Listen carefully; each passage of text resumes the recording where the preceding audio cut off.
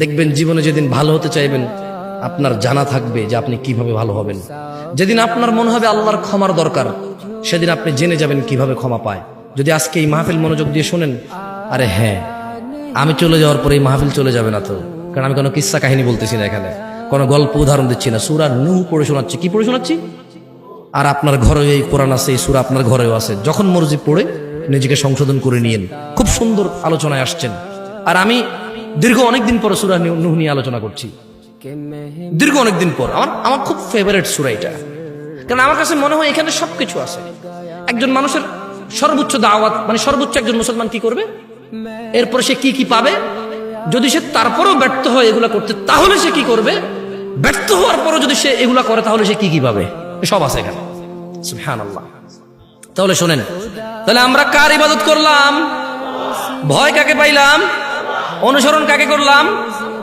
এইবার এগুলা করলে কি হবে দেখেন, আল্লাহ বলছে যে يغفر لكم من ذنوبكم ويؤخركم إلى أجل مسمى إن أجل الله إذا جاء لا يؤخر لو كنتم تعلمون।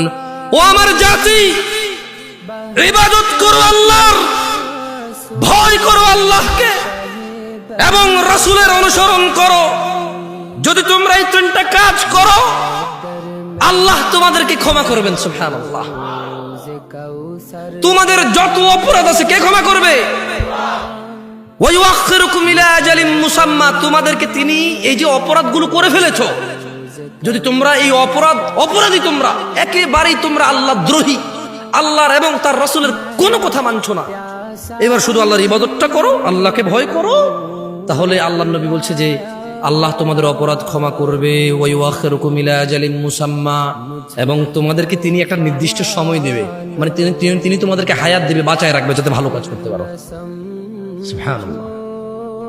মানে গুনাহগার হয়ে তুমি মরবা না।